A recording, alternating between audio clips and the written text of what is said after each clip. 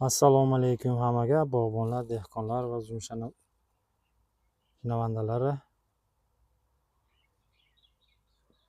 1-iyun 2026-yil. Biz har safargidek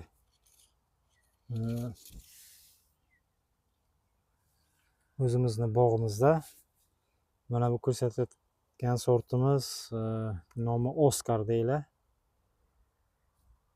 Buni ham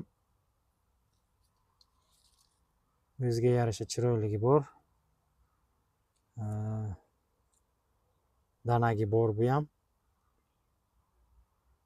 Endi nasib qilsa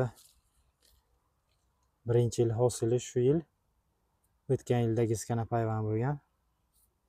Buni ham xudo xohlasa bir ta'mini ko'rib keyin aytamiz.